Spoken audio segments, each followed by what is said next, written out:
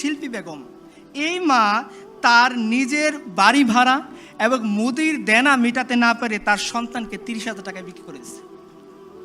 আরও দেখেন, হাফিজুল ইসলাম এক অথর্ব বাবা, যে শুধুমাত্র এই জন্যে তার সন্তানকে 6,000 টাকার বিনিময়ে বিক্রি করে দিছে, কারণ সন্তান নিয়ে তার মা যখন গার্মেন্টসে যায় তাকে অ্যাকসেপ্ট করে না, সন্তান সহ গার্মেন্টসের চাকরি সে ঠিকভাবে করতে পারে না, এই জন্যে সে আর তার স্বামী মিলে মাত্র 6,000 টাকায় সন্তান বিক্রি হচ্ছে। কিসের জন্যে?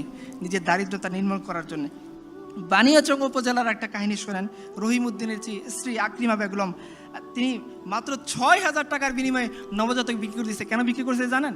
এই তার গরিব স্বামী তাকে নিয়ে বানিয়াচং হাসপাতালে ভর্তি করাইছে।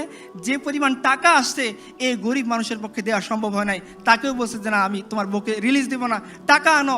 এই গরিব মানুষ যাবে কোথায়? হয়তো সে যায়, আমাদের ইসলামিক খিলাফত হলে উমরের কাছে যাই বলতে পারতো, হে উমর, তুমি বসে আছো তখ্তের মধ্যে, আমি বসে আছি হসপিটালে, আমার টাকা দাও, আমি গিয়ে আমার ওয়াইফকে ছাড়িয়ে আনবো। তার তো এরকম সৌভাগ্য হয় নাই, কারণ সে জানে সে যদি রাষ্ট্রপতির সিরিয়াল দেয় কখনো রাষ্ট্রপতির দেখার তালিকায় তার নাম আসবে না। সে জানে সে যদি প্রধানমন্ত্রী সিরিয়াল দিতে যায় আজীবন পড়ে যাবে, তার ওয়াইফের দেহ মরে হাড্ডিসার হয়ে যাবে, কোনোদিন প্রধানমন্ত্রী মিট করার তালিকায় তার নাম আসবে না। সে জানে সে যদি ডিসির কাছেও দেখা করতে যায় তার স্ত্রী ওইখানে কাতরাতে কাতরাতে মরে যাবে, কিন্তু তাকে দেখার জন্য কোনো ডিসি, কোনো এসপি, কোনো মেম্বার তার ওইখানে যাবে না। সে বাধ্য হয়ে তার ওয়াইফকে ছাড়িয়ে আনার জন্য হাসপাতাল থেকে নিজের নবজাতককে 6,000 টাকায় বিক্রি করছে।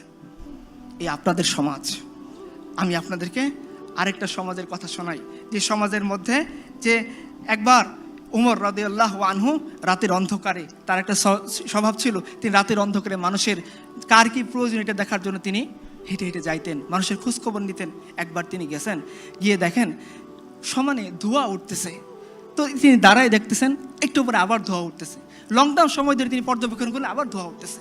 তো তিনি আস্তে আস্তে আস্তে আস্তে কাছে গেলেন, গিয়ে বললেন, দেখলেন যে একটা মহিলা তার সন্তানটা পাশে বসা, সে ডেচকির ভিতরে কি যেন জাল দিচ্ছে আর ধোঁয়া উঠতেছে। তো বলছে, মা আপনি কোত্থেকে আসছেন, কি করতে আসছেন? বলছে, দেখো খলিফা উমরের সাথে দেখা করতে আসছিলাম, এখন তো রাত হয়ে গেছে, তাবু খাটে সে কখন থেকে অপেক্ষা করতেছি, এই সন্তানটাকে চেষ্টা করতেছি একটু ঘুম পাড়াবো, কিন্তু আমার বুকে দুধ নাই, এই বাচ্চাটা ক্ষুধার যন্ত্রণায় কষ্ট পাচ্ছে, তো আমি একে সান্ত্বনা দেওয়ার জন্যে একটা হাঁড়ির মধ্যে কয়েকটা পাথর নিয়ে জাল দিচ্ছি আর বলতেছি, দেখো বাবা রান্না হচ্ছে, তুমি একটু অপেক্ষা করো, রান্না হচ্ছে, তুমি একটু অপেক্ষা করো। এই দৃশ্য দেখে আমিরুল মুমিনিন উমর রাদিয়াল্লাহু আনহু বাচ্চা শিশুর মতো কাঁদতেছেন, দ্রুত আসছেন, বাইতুল মাল থেকে নিজে আটার বস্তা নিয়ে গেছেন। তার গোলাম বলতেছিল, হে আমিরুল মুমিনিন, আপনি তো আমাদের সবার আমির, আপনি আমার আকা, আমার মনিব, আমি আপনার গোলাম, বস্তা না আমার পিঠে দিবেন, আমি না আপনাকে নিয়ে যাব। ওমর বলতেছেন, হে আমার গোলাম, যে বোঝা আল্লাহ আমাকে দিছেন সেই বোঝা কিয়ামতের দিন তুমি বইবা, বস্তা আমার কাঁধে তুলো। উমর রাদিয়াল্লাহু আনহু খলিফাতুল মুসলিমিন রাদিয়াল্লাহু আনহু, তিনি উটের ও আটার বস্তা পিঠে নিছেন, একটু তেল একটু ঘি হাতে নিছেন, কয়েক মাইল হেঁটে ওই নারীর কাছে গেছেন, গিয়ে তিনি নিজ হাতে আমিরুল মুমিনিন উমর ওই যে পাথরে দিয়ে গরম করা যে পানি, সেই পাথর সরিয়ে ওইখানে তিনি আটা দিয়েছেন, আটা গুলছেন, নিজে রুটি বানাইছেন। এরপর বুড়িয়াকে বলছেন, মা তুমি শেখো।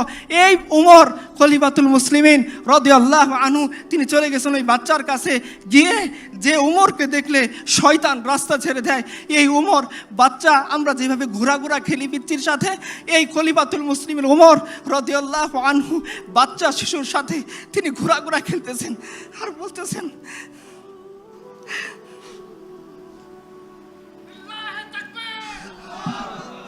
উমর বলতেছেন যে এতক্ষণ তুমি এই বাচ্চাকে কাঁদাইছো, এখন হাসাইতে হবে।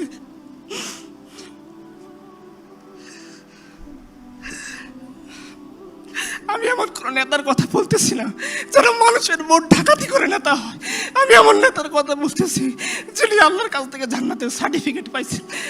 উনি বলতেছেন যে ওমর, যতটুকু তুমি বাচ্চাকে খাদাইছো এখন তোমাকে হাসাইতে হবে। এখন আপনারা সিদ্ধান্ত নেন, আপনারা কোন রাষ্ট্রপ্রধান চান, কোন কি চান? উমরের এই যে সময় কাটতেছে এটাই শেষ না, এটাই শেষ না। উমরের জিন্দিগি পরে দেখেন, এক বেদবা আসছে, একজন প্রেগনেন্ট মহিলাকে নিয়ে এক বেদুইন আসছে, সে উমরের কাছে কিছু চায়, তারও আস্তে আস্তে রাত হয়ে গেছে, সে তাঁবুর মধ্যে অপেক্ষা করতেছে, আর ওদিকে তার স্ত্রীর প্রসব বেদনা শুরু হয়ে গেছে। কাঁদতেছে এই বেদুইন বসে। এখন সে কি করবে? একা তো তার কিছু করার নাই। এই মহিলাকে সে কিভাবে সামলাবে, কিভাবে ওইখান থেকে মদিনার কাছে যাবে? ও ওমরের কাছে ধরা পড়ছে। ওমরের কাছে ধরা পড়ছে। ওমর বলছে, তোমার কি হয়েছে? বেদুইন বলছে, তুমি সরো এখান থেকে, তুমি পুরুষ মানুষ, তুমি কি করতে পারবো আমাকে এই মুহূর্তে?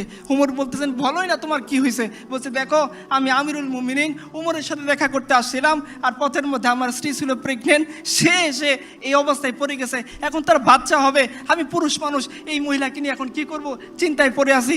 ওমর একটু ওয়েট করলেন না, তিনি তার স্ত্রী উম্মে কুলসুমের কাছে গিয়ে বলতেছেন, হে উম্মে কুলসুম, তোমাকে আল্লাহ একটা সুযোগ দিয়েছেন, তুমি সেটা অ্যাকসেপ্ট করবা কিনা? বলছে, কি সুযোগ? বলছে, তোমাকে আল্লাহ সুযোগ দিয়েছে সব কামে করার। এক বেদুইন আমি দেখে আসলাম, সে তার স্ত্রী নিয়ে, গর্ভধারিণী স্ত্রী, তার ব্যথা শুরু হয়ে গেছে, এই মুহূর্তে তাকে দেখার মতো কেউ নাই, আমিও পুরুষ মানুষ, তাকে কিছু করতে পারবো না, তোমাকে আল্লাহ সুযোগ দিয়েছেন, চলো আমরা যাকে ফার্স্ট লেডি বলি, সে আমিরুল মুমিনিন ওমরের স্ত্রী, তিনি চলে গেলেন বাচ্চা হওয়ার জন্য যে সমস্ত ইকুইপমেন্টস লাগে সেগুলো নিয়ে, আর উমর আটার বস্তা নিয়ে দুইজন রওনা হলেন। তার গোলাম ওই দিনও তাকে বাদশাহ দিলেন। উমর বললেন, না না না, যে দায়িত্ব আমাকে দিছে সেই দায়িত্বের বোঝা আমি তোমাকে দেবো হইতে চাই না।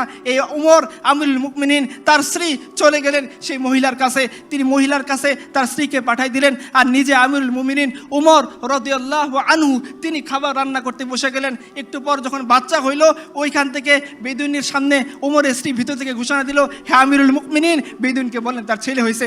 বেদুইন এতক্ষণ উমরের পাশে বসেছিল, একটু পরে সে সরে গেল।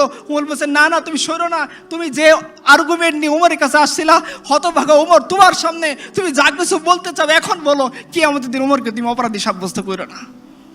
আপনারা সিদ্ধান্ত নেন, আপনারা কোন ধরনের জীবন বিধান চান?